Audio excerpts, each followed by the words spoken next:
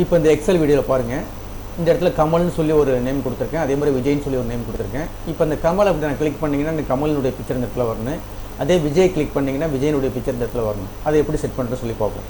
இப்போ எக்ஸாம்பிளுக்கு கமலை போய் சூஸ் பண்ணிங்க. சூஸ் பண்ணிட்டு மோஸ்னுடைய ரைட் கிளிக் பண்ணிங்கன்னா அதில் வந்து ஃப்ளோட்டிங் டூல் பார் வரும். அதில் வந்து இன்சர்ட் கமாண்ட் வரும், அதை கிளிக் பண்ணிங்க. இன்சர்ட் கமாண்டை போய் கிளிக் பண்ணிங்க.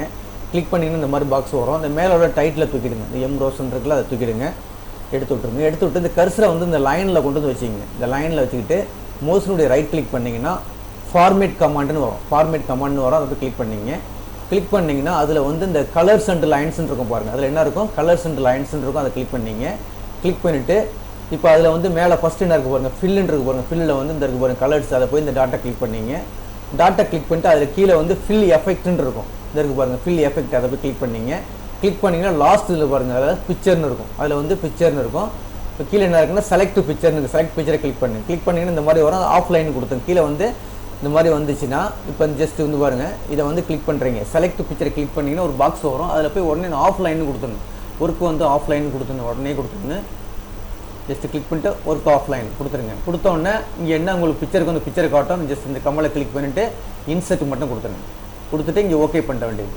ஓகே பண்ணிட்டு இங்கேயும் ஓகே கொடுத்துட்டிங்கன்னா இப்போ இந்த பிக்சர் இங்கே வந்துடும். இப்போ விஜய் கிளிக் பண்ணிங்க. விஜய் கிளிக் பண்ணிங்கன்னா ஒன்றுமே வரல. கமலை கிளிக் பண்ணிங்கன்னா வருது, கமலை செட் பண்ணியாச்சு. அதுமாதிரி விஜய் கிளிக் பண்ணிங்க. கிளிக் பண்ணிட்டு மோஸ்னுடைய ரைட் கிளிக்கு இன்சர்ட் கமாண்டை போய் சூஸ் பண்ணிங்க. சூஸ் பண்ணிட்டு இந்த எம் ரோஸ்னை வந்து ரிமூவ் பண்ணி டைட்டில் வந்து ரிமூவ் பண்ணிவிடுங்க. நமக்கு தேவையில்ல டைட்டில் ரிமூவ் பண்ணிவிடுங்க. இப்போ இந்த இடத்துல கர்சரை வச்சுக்கிட்டு மோஸ்னுடைய ரைட் கிளிக் பண்ணுங்கள். ஃபார்மேட் கமாண்ட் இருக்கும், அதில் போய் கலர்ஸ் அண்ட் லைன்ஸ்ன்னு இருக்கும், அதில் போய் இந்த ஃபில் ஃபஸ்ட்டு இதை கிளிக் பண்ணிங்க.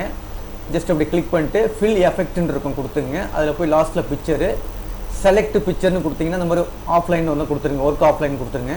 கொடுத்தோடனே உடனே பிக்சர் கேட்கும், எந்த பிக்சரும் அந்த பிக்சரை கிளிக் பண்ணிவிட்டு இன்சர்ட் கொடுத்துட வேண்டியது. கொடுத்துட்டு இங்கேயும் ஓகே பண்ணிவிடுங்க, இங்கேயும் ஓகே கொடுத்துட வேண்டியது. இப்போ பாருங்கள் விஜய் வந்துருச்சு. கமலை கிளிக் பண்ணால் கமல் வருவாப்பில், விஜய் கிளிக் பண்ணிங்கன்னா விஜய் கிளிக் அந்த மாதிரி வரும். ஓகேங்களா? இப்போ பாருங்கள் கமலை கிளிக் பண்ணுறேன். இப்போ எனக்கு இதில் வந்து அந்த கமாண்டை ரிமூவ் பண்ணுன்னா மோஸ்னுடைய ரைட் கிளிக் பண்ணிங்க. டெலிட் கமாண்ட்னு கொடுத்தீங்கன்னா போயிடும். ஜஸ்ட் இப்படி கிளிக் பண்ணிங்க, ரைட் கிளிக் பண்ணிட்டு டெலிட் கமாண்ட்னு கொடுத்தீங்கன்னா போயிடும். இப்போ கிளிக் பண்ணிங்கன்னா வராது. இந்த மாதிரி என்ன செஞ்சலாம், ஒரு பிக்சரை வந்து ஒரு டெக்ஸ்ட்டை வந்து என்ட்ரி ஜஸ்ட் கிளிக் பண்ணும்போது டிஸ்பிளே பண்ணுற மாதிரி நீங்கள் கொண்டு வந்துக்கலாம். தேவையில்லைன்னா ரிமூவ் பண்ணிக்கலாம். ஒர்க் அவுட் பண்ணி பாருங்கள்.